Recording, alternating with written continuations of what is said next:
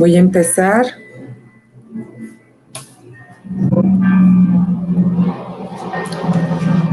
Es literatura 1, las actividades de la semana 17 al 21. Es el bloque número 4 de la narrativa antigua a la contemporánea. El propósito es explica la evolución histórica y aspectos contextuales de la narrativa a través del análisis de diferentes textos que le permitan manifestar su visión del mundo ante cualquier situación presente de la vida, en la vida cotidiana. Y lo que vamos a ver como contenido es evolución histórica de los subgéneros narrativos. La instrucción es que ustedes como alumnos encuentren en la literatura de la página 110 a la 114, en la que se definirán y se conocerán la divergencia y se verán lo que son los mitos, leyendas, epopeyas, fábulas, cuentos y novelas. Las características que se abordan en la parte final, en la que debemos reconocer las diferencias y los aspectos importantes de la literatura. Para poder contestar la actividad 1, 2 y 3 del texto.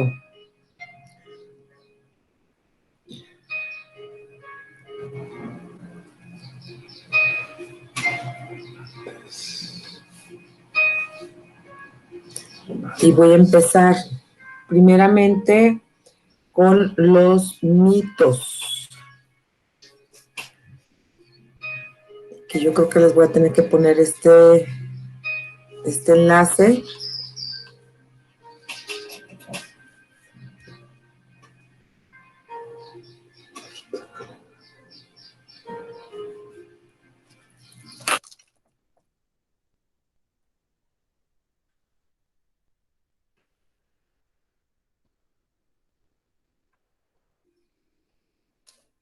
Bien, los mitos, pues son textos narrativos que relatan acontecimientos fabulosos protagonizados por dioses, semidioses, héroes. Los podemos ver desde un principio en la literatura de las culturas clásicas como son las griegas y las romanas.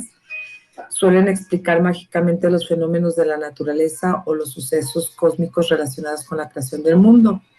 Los más conocidos entre nosotros son los que provienen de la mitología grecolatina, filtrados, entre otros autores, por el poeta latino del siglo V de Ovidio, en su famosa obra de Metamorfosis, donde los más diversos seres sufren transformaciones milagrosas, bien para ser compensados de sus desgracias, bien para obtener beneficios diversos. Casi todos los mitos adquieren un valor de alegorías o símbolos. Los trabajos de Hércules, las transformaciones de Zeus para lograr los beneficios amorosos de jóvenes mortales, la de Dafne, la historia amorosa de Orfeo y Eurídice y de tantas parejas de enamorados que nos han legado a las literaturas de Occidente. El viaje de los argonautas en busca de Bellocinio de oro, etcétera, son algunos ejemplos.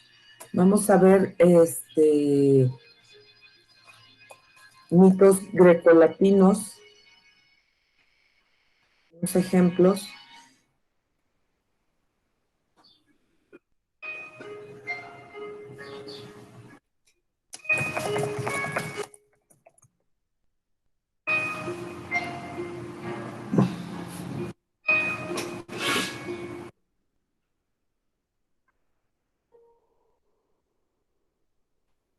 Nada más dejen que se desatore mi máquina.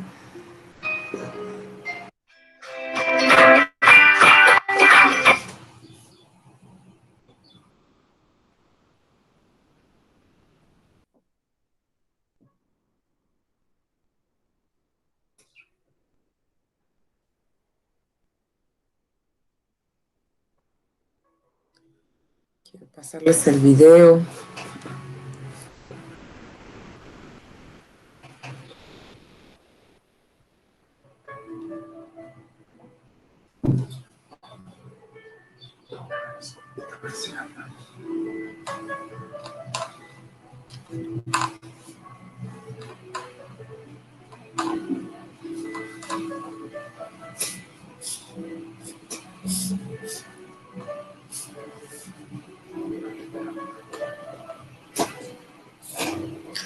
Cielo santo.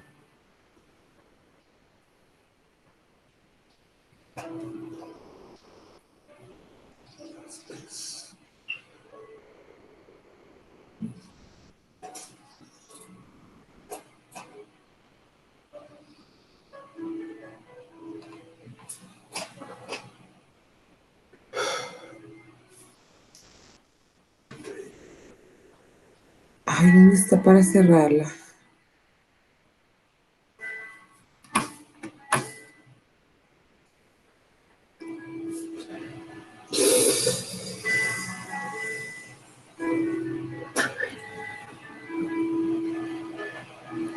No se me desesperen, voy, ¿eh?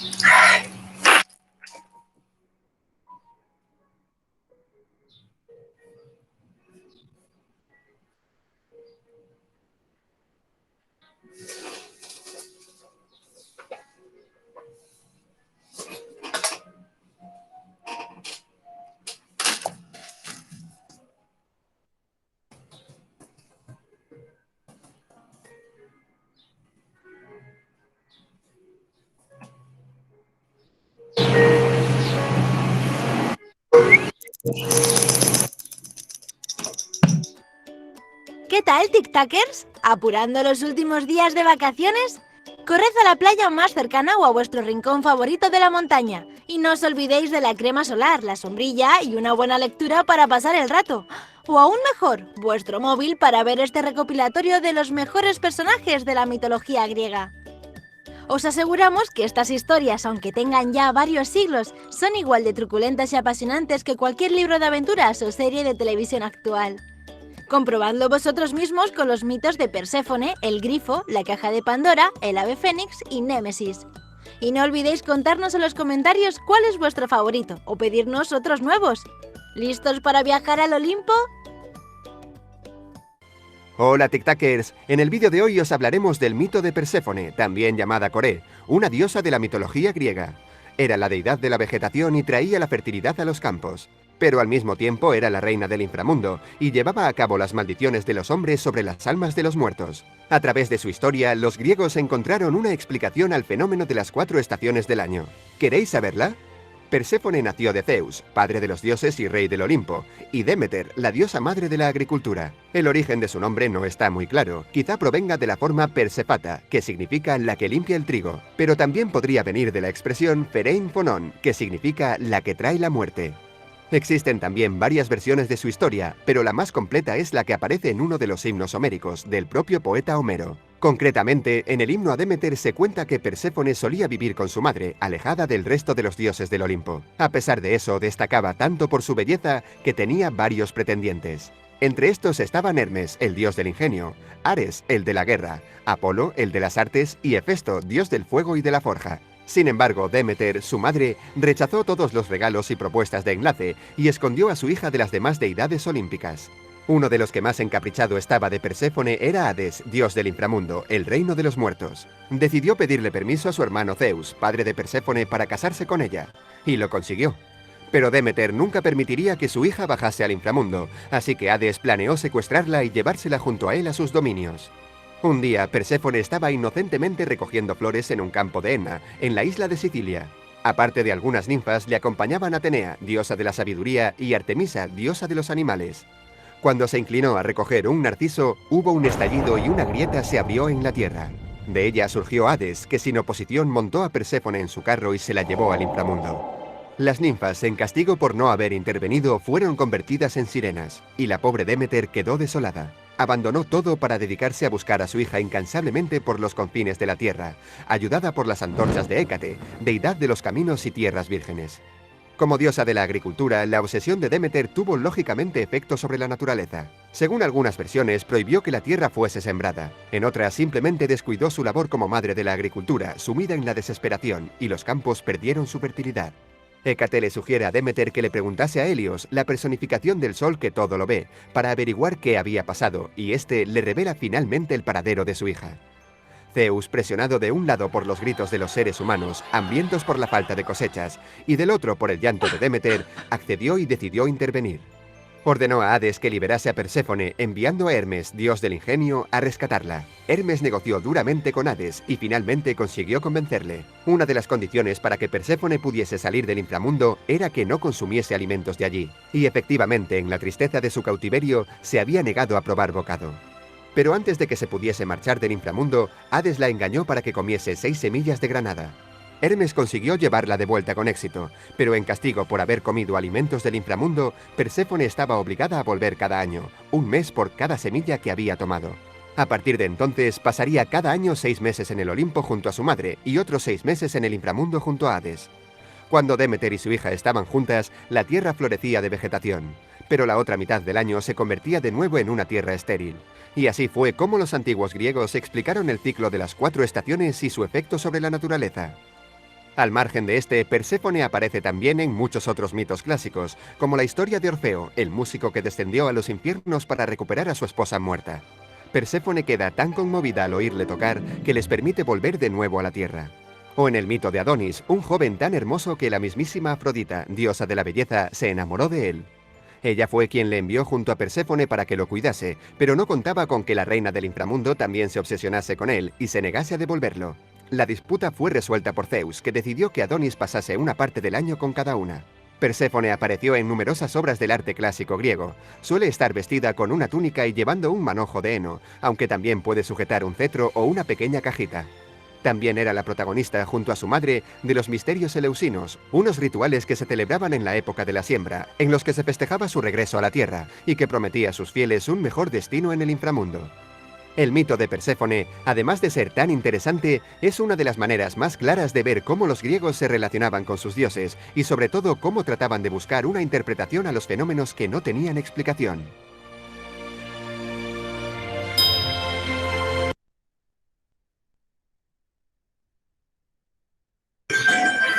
¿Cómo ven, chicos? ¿Les gustó esta muestra de este mito?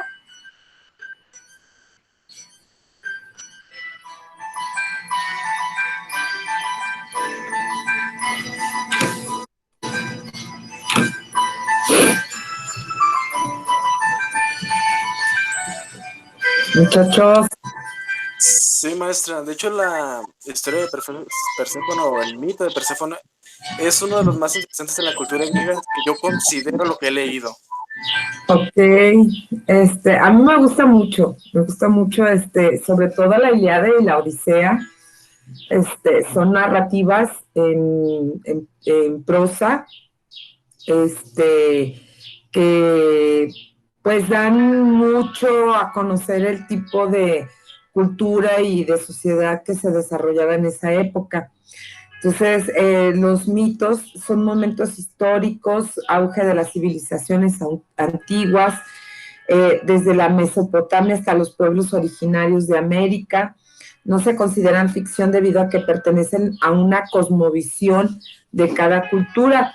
Y también pues tenemos mitos aquí en México, que también hablan de estas características históricas y en donde se involucran algunos semidioses. Hay valores estéticos, no tienen un punto de referencia temporal, el lugar en el que se desarrollan tampoco está determinado, muestran los rasgos culturales de la civilización a la que pertenecen o por la cual están escritas y son parte de la tradición oral, pero con el tiempo han sido recuperados en antologías, compilaciones y se convirtieron puede ser en las literaturas o en los textos sagrados. Vamos a ver después lo que son la fábula. La fábula son una serie de relatos o composiciones literarias. Las principales características de la fábula es que estos cuentos se humanizan a los personajes y los personajes son generalmente animales u objetos. Se les atribuye artísticamente la capacidad de hablar, caminar, incluso vestirse como los hombres, y su objetivo es que sean identificados los personajes tanto en sus cualidades de animales como en su cualidad de hombre, búho sabio. Así los niños podrán con mayor facilidad entender la idea explicada. Y ya saben que las fábulas pues siempre tienen una moraleja de valores al final. Se puede decir que es un género exclusivo, aunque forma parte de los relatos y de las ficciones, y su escritura puede realizarse tanto en prosa como en verso, y se puede alterar lo necesario para poder explicar la moraleja que desea explicar el autor.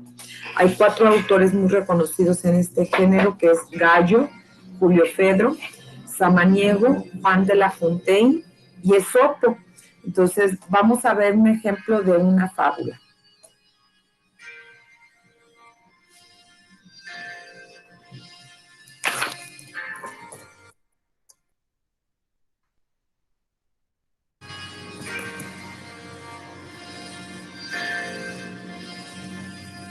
El viento y el sol. Resulta que un día el viento y el sol tuvieron una discusión. «Yo soy muchísimo más fuerte que tú», se jactó el viento. «Puedo derribar chimeneas, desarraigar árboles y arrastrar ovejas delante de mí. Tú no puedes hacer nada de eso». «Y sin embargo soy más fuerte que tú», dijo el sol. «No deberías, viento, discutir de esa manera». «Muy bien», respondió el viento. «Haremos una competición para demostrar cuál es el más fuerte de los dos. ¿Qué te parece que hagamos?» «¿Ves ese caminante de ahí abajo?», preguntó el sol. «Lleva una capa roja sobre los hombros. ¿Te parece que decidamos que el primero que pueda quitarle la capa de encima de los hombros es el más fuerte?» «De acuerdo», gritó el viento. «Yo probaré primero, y te advierto que ganaré con toda seguridad». El viento empezó. En primer lugar, sopló con mucha fuerza alrededor del caminante. Se apoderó de la capa del hombre y tiró de ella. Dio tirones hacia aquí y allá. El caminante tuvo miedo de que su capa saliera volando, así que ató el lazo más fuertemente y se la sujetó con fuerza alrededor del cuello, porque tenía frío. El viento sopló con más fuerza aún. Llamó a la lluvia en su ayuda y empapó al caminante de pies a cabeza. El hombre se sacudió las gotas, se arropó más con la capa y prosiguió su camino quejándose amargamente. El viento se enfadó. Sopló hasta levantar un huracán y empujó al hombre hacia adelante con mucha fuerza mientras intentaba arrancarle la capa. Le aulló en los oídos. Llamó a la granizada en su ayuda y al cabo de poco el pobre hombre intentaba protegerse de las duras bolas de hielo. Sentía tanto frío que le habría gustado tener 10 capas para abrigarse. Se quitó el cinturón del abrigo y lo ciñó alrededor de la capa para que no pudiera salir volando. El viento quedó derrotado y llamó al sol con tono de burla para que pusiera a prueba su poder. El sol salió de detrás de las nubes y la niebla desapareció. El viento se aquietó y la lluvia se detuvo. El sol brilló sin parar y sus rayos empezaron a secar la capa del caminante. El hombre soltó la hebilla del cinturón y dejó que la capa colgara suelta de sus hombros para que pudiera secarse con más facilidad. El sol continuó brillando, caliente y constante. Al cabo de poco, el caminante sintió calor y deshizo el lazo que sujetaba la capa a su cuello. El sol continuó brillando. El hombre comenzó a jadear porque cada vez tenía más calor. Se abanicó con el pañuelo y se quitó el sombrero. El sol brillaba y brillaba. Y de repente, para desánimo del viento y para deleite del sol, el caminante se quitó la pesada capa y continuó su camino sin ella. Ya no podía soportar por más tiempo el calor que le daba. «La amabilidad lo puede todo», le dijo el sol al viento. «He ganado. Los gritos y los bramidos nunca sirven de mucho, ¿sabes? La amabilidad lo puede todo. Más vale maña que fuerza». Colorín colorado, este cuento se ha acabado.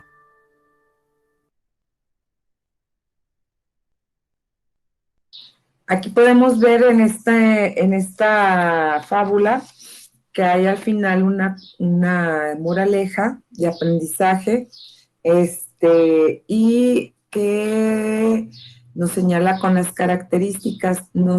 En la actividad que les dejé, decía que había que contestar la actividad 1, 2 y 3. Y la actividad número 1 dice: retoma la lectura de morfología del cuento de Vladimir Prop, de la página 104, y elige un cuento clásico para encontrar las funciones de sus personajes. Realiza los siguientes procedimientos: lee el cuento, identifica los personajes, revisa las funciones y marca aquellas que se ajustan a la obra. Crea una lista y comparte tu análisis en clase. Si nos vamos a la página 104 y leemos el cuento de la morfología del cuento de Vladimir Prop, dice: Vladimir Prop encontró las siguientes funciones de personajes en los cuentos maravillosos a los que designó algunas letras.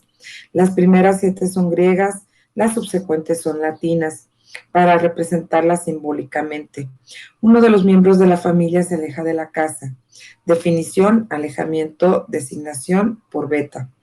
El héroe es objeto de una prohibición. Definición: prohibición, designado por una Y. La prohibición es transgredida.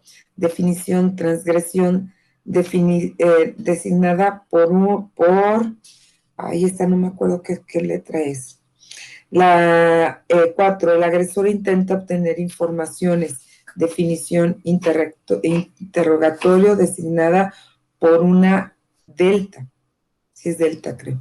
El agresor recibe información sobre su víctima. Definición: información designada por, a ver, déjenme ver si encuentro.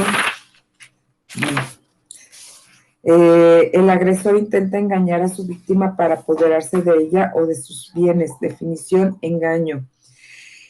La víctima se deja engañar y ayuda así a su enemigo a pesar de ella misma. Definición: complicidad, designada. El agresor hace sufrir daños a uno de los miembros de la familia o le causa un perjuicio. Definición: fechoría. 8A, algo le falta a uno de los miembros de la familia. Uno de los miembros tiene ganas de poseer algo. Definición: carencia, designada por un alfa. Se divulga la noticia de la fechoría o de la carencia. Alguien se dirige al héroe con una petición o una orden. Se le envía o se le deja partir. Definición: mediación, momento, transgresión, designado por una beta.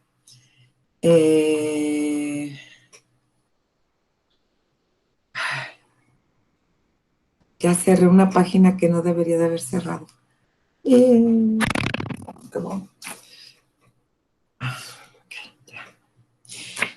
bueno, así hasta completar 31 aspectos de esta morfología. Y dice, bueno, lee el cuento, crea una lista, revisa las funciones y marca aquellas que se ajustan a la obra. Aplica las funciones de Prop en un cuento actual y una película reciente. Redacta un ensayo con tus resultados y reflexiones. Si nosotros aplicamos las funciones que genera Prop en el cuento de morfología del cuento, entonces tendríamos que buscar un cuento, una fábula, algún mito en el que podamos crear esta lista de análisis de cómo son cada una de las funciones. Se me hace medio complicada esta actividad. Yo creo que se las voy a retirar. Déjenme entrar al aula, porque sí está media complicada este estudio.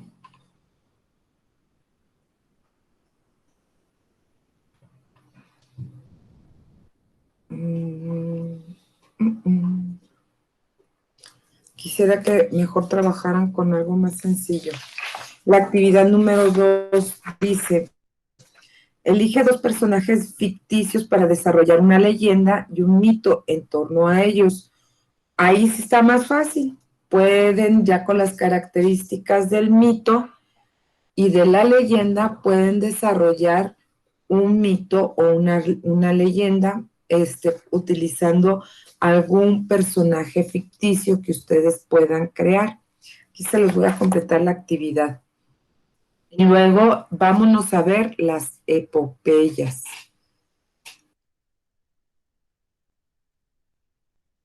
¿Qué es la epopeya?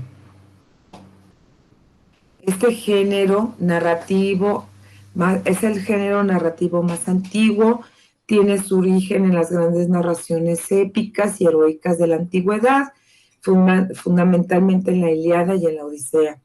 La epopeya está escrita en verso y su destino es el canto o la recitación. El tema central de la misma lo constituyen los intereses e ideales de la sociedad en la que surgen. Y los personajes, más que personas reales, se convierten en tipos literarios que encarnan distintas cualidades humanas, inmutables. Así destaca el soberano, el consejero, el vasallo fiel, el amigo, la bella mujer, la esposa amante y un largo etcétera. El héroe épico es un personaje noble cuyos rasgos fundamentales son la valentía y la capacidad de lucha. El narrador épico más trascendente es Homero, cuya maestría narrativa resulta natural e imitable por autores que también alcanzaron la fama. La Ilíada cuenta los últimos días de guerra de Troya, la Odisea, el regreso de Ulises a su hogar después de la guerra.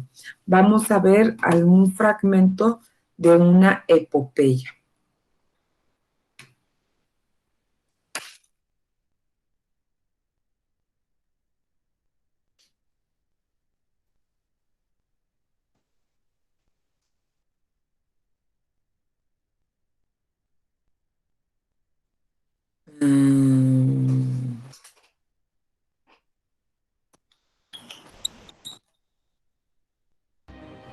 Hola y bienvenidos a otro video más de literatura animada. Este día nos vamos a poner bien épicos y aventureros con la Odisea de Homero. Acompáñenme. Todo comienza cuando las cosas se están poniendo candentes en el reino de Ítaca, allá en Grecia, unos 100 años después de terminar la guerra de Troya. Lo que sucede en Ítaca es que el rey Odiseo o Ulises, como ustedes le quieran llamar, está desaparecido y en su tierra tienen casi 20 años sin saber de él. Ni siquiera su hijo Telémaco, ni su sensual y atractiva esposa Penélope han oído una sola palabra acerca de él durante todo este tiempo. Y como todo el mundo piensa que está muerto y que nunca va a regresar, unos 108 hombres de la ciudad, sí, escucharon bien, 108 hombres se ponen a cortejarla, ya que si alguno de ellos logra conquistar a Penélope y se llegan a casar con ella, uno de ellos se convertirá en rey. Pero Penélope, aparte de estar de muy buen ver, evade a todos los galanes y los mantiene en la friendzone, a todos, por un muy buen rato. Bueno, entonces, resulta ser que Odiseo cayó preso en la isla de la diosa Calipso. Pero no crean que es un preso convencional, en una cárcel convencional. No. Por supuesto que no. Es un preso de amor. Y obviamente Odiseo hace mucho el amor con Calipso. Y como se dice vulgarmente, le ponen bien duro Jorge al niño. Y pues la diosa está muy contenta y no lo deja regresar a casa. Mientras todo esto sucede, allá en Olimpo, donde se encuentran todos los dioses, Atenea, quien es hija de Zeus, le pide a su padre, quien es el rey de todos los dioses, que liberara a Odiseo para que pudiera regresar a casa. Zeus es persuadido por Atena y este emprende su viaje en el mar, pero el dios del mar, Poseidón, enojado con algunas fechorías que había hecho Odiseo, le deja caer una tormenta en medio del mar y lo desvía de su rumbo. Y se preguntarán, ¿por qué estaba enojado Poseidón con Odiseo? Pues bueno, resulta ser que una vez acabada la guerra de Troya, Odiseo zarpa en un barco lleno de itacenses listos para ir a casa. Estos se desvían por causa de muchas tormentas y sin querer llegan a la isla de los cíclopes.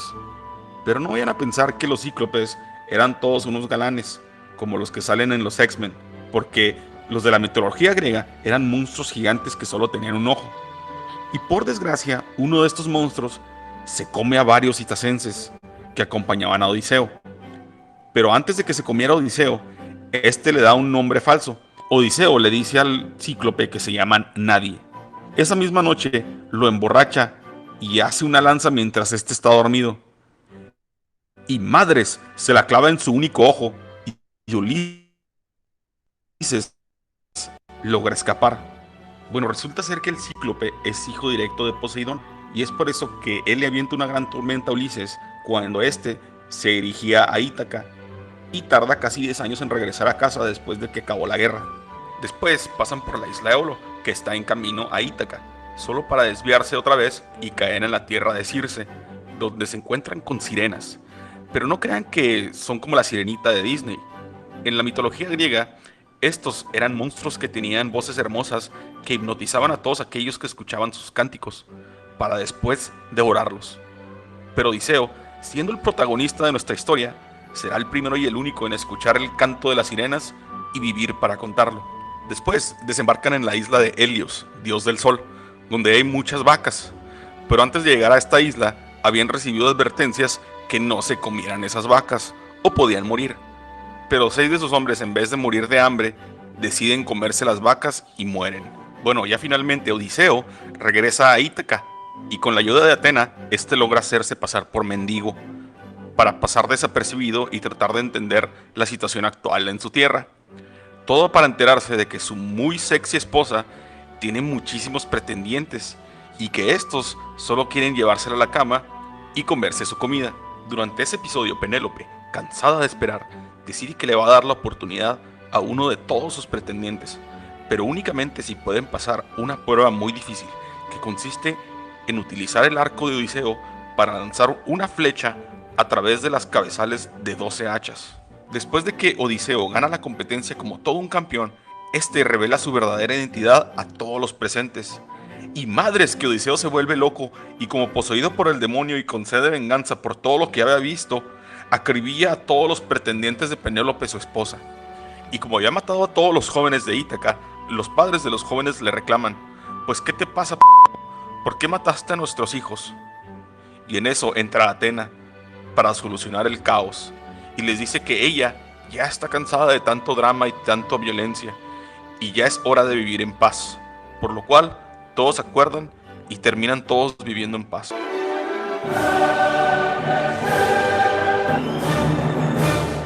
No, este Odiseo es como la combinación de Brad Pitt, Tony Stark, Juan Camaney y un gato, pero de la mitología griega. Tan solo pónganse a pensar en esto: aparte de ser rey de Ítaca, que no es cualquier cosa, es prisionero de amor de una diosa, y su castigo es ponerle bien duro Jorge al niño en una isla en el Mediterráneo. Qué envidia y qué mal se la pasa Odiseo, ¿no? Aparte, mata a monstruos como el cíclope y es un sobreviviente a un sinfín de peligros en el mar. En eso es en lo que se parece al gato. Para mi gusto, este es un absoluto superhéroe y galán de la mitología griega.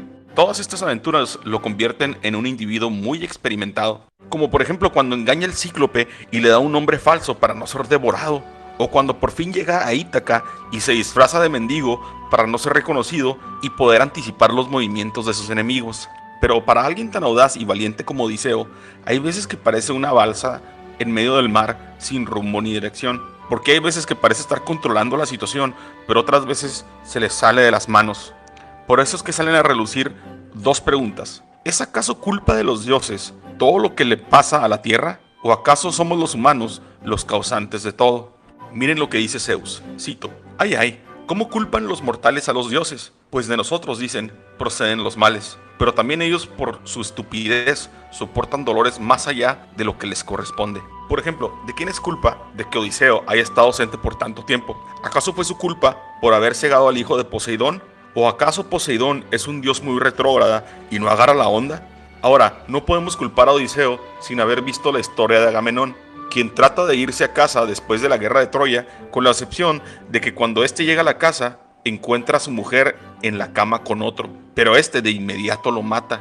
Para la fortuna de Odiseo, su mujer no es así, ya que mandó a todos los pretendientes a la friendzone. Según ella, no podía estar con nadie hasta que ella terminara de tejer sus chambritas, pero cada noche ella deshacía lo que tejía durante el día, logrando evadir a todos los don Juanes que querían con ella, todo mientras Odiseo está tratando de llegar a casa por más de 10 años.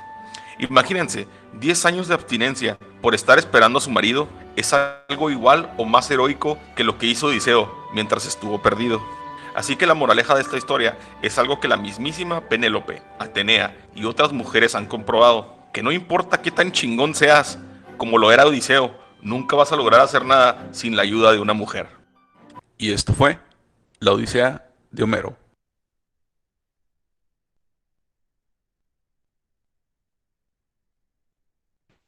¿Cómo vieron, chavos, este análisis de la literatura? ¿Divertido, no?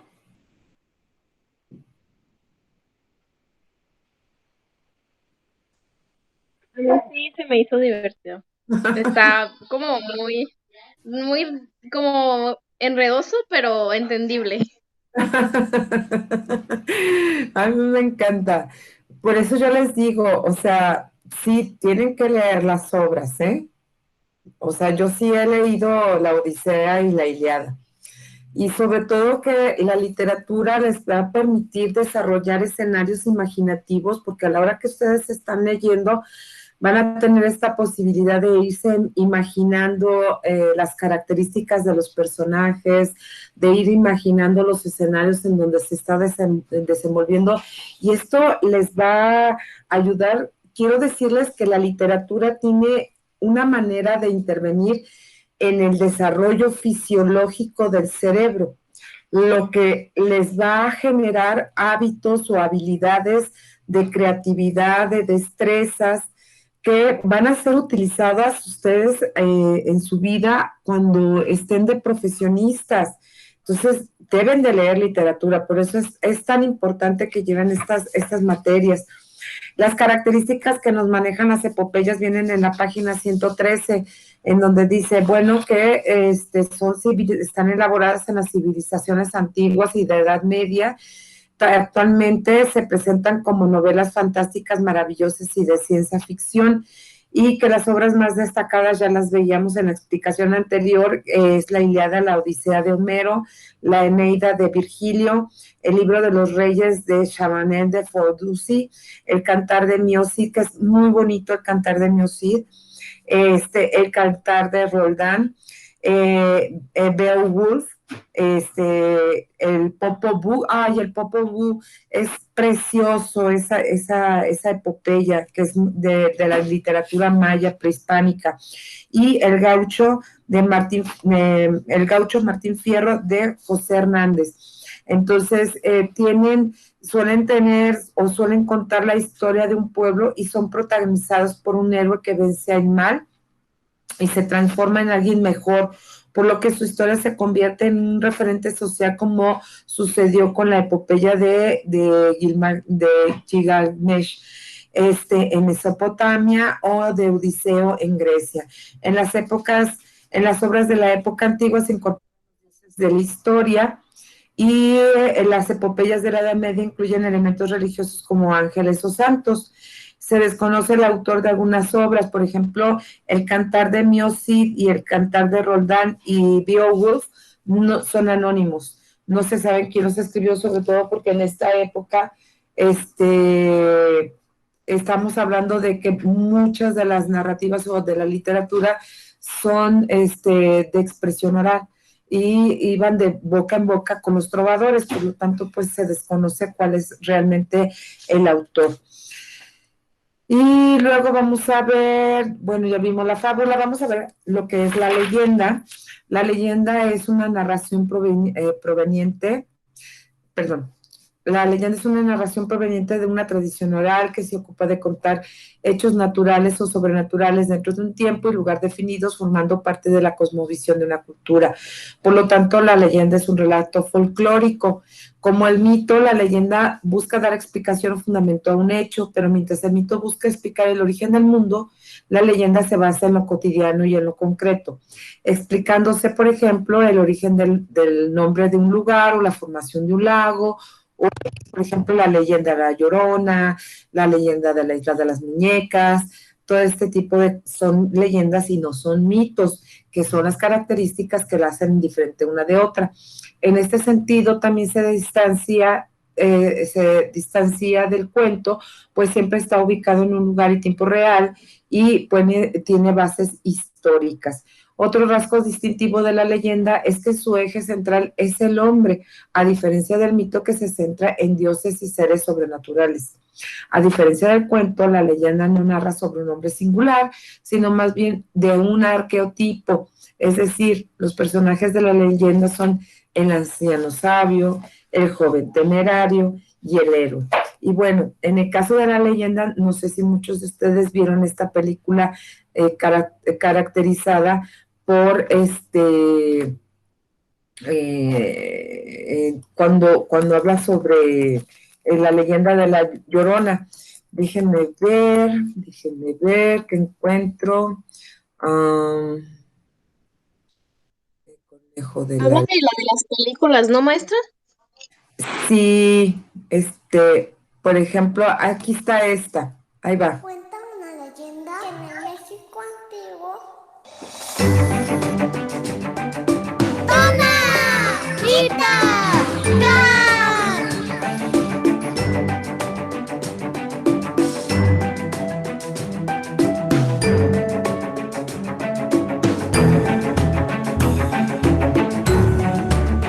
¡Aventuras de leyenda!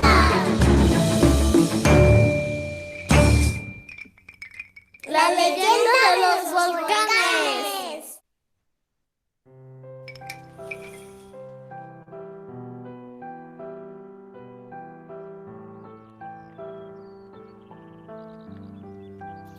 Cuenta una leyenda que hace mucho tiempo existieron un guerrero y una princesa que estaban muy enamorados.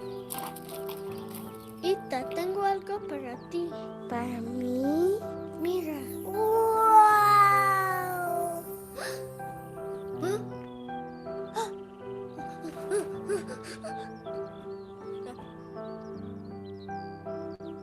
¡Achú!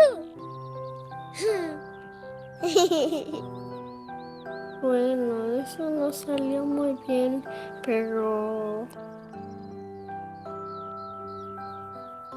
Siempre estaré contigo.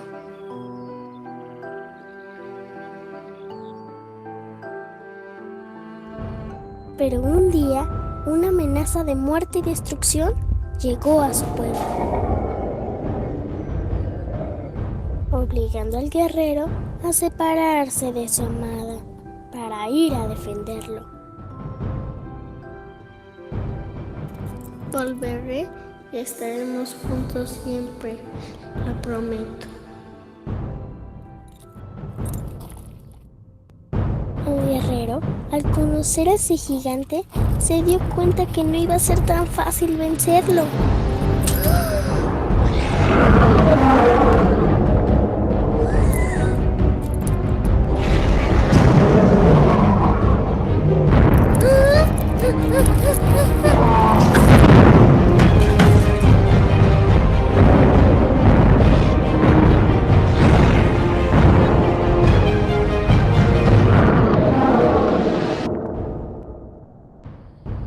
Pero el peligro estaba más cerca de lo que él pensaba,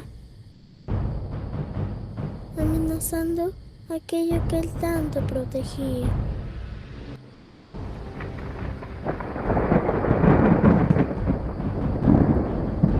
Nunca estarán juntos.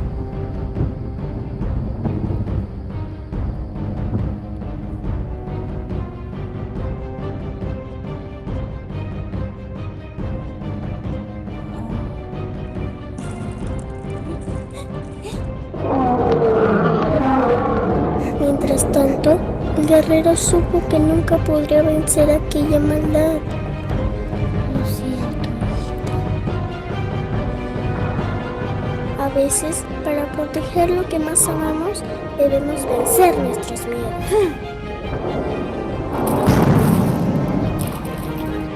Pero tú nunca le harás daño.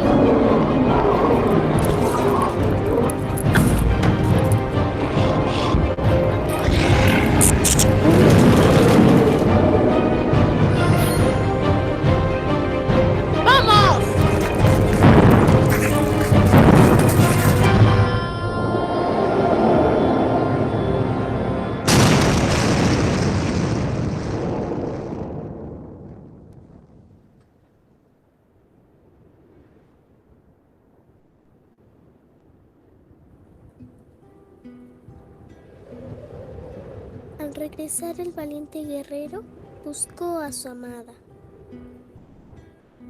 Pero la tristeza y el dolor llenaron su corazón al saber que una traición atrapó a la princesa en un sueño eterno.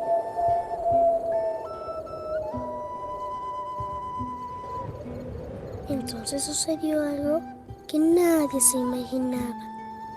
El guerrero se llevó lejos a la princesa, hasta lo más alto en las montañas.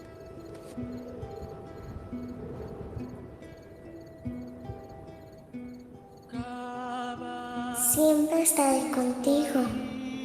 Y cumpliendo su promesa, se quedó hincado a sus pies con una antorcha en su mano, cuidándola. Pasaron días, semanas, años, hasta que los dioses, honrando su amor, los transformaron en seres eternos con forma de volcanes. El volcán que humea y la mujer dormida, juntos por siempre, dejando que su historia perdure y toque el corazón de aquellos que crean en el amor eterno y tengan el valor de amar.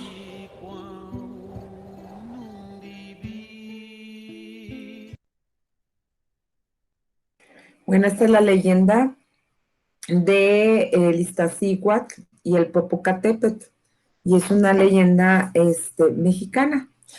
¿Les gustó? Sí, está bonita. Sí, ¿verdad? Ay, para que vean que la literatura es maravillosa. Bueno, aquí la actividad número 3 nos pide que revisemos el texto de La zorra y el leñador y que identifiquen su estructura como fábula y que retomen el texto y lo transformen a una epopeya.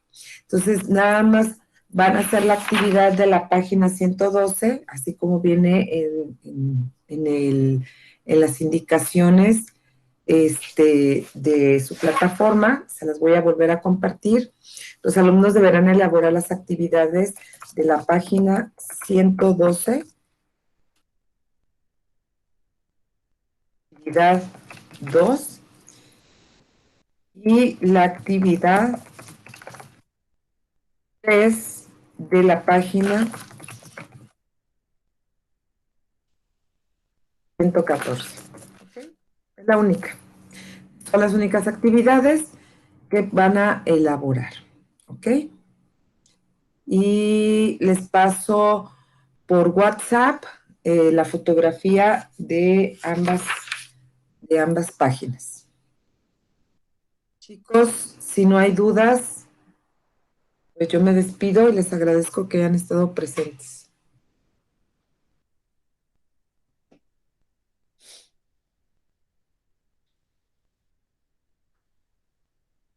¿No hay dudas?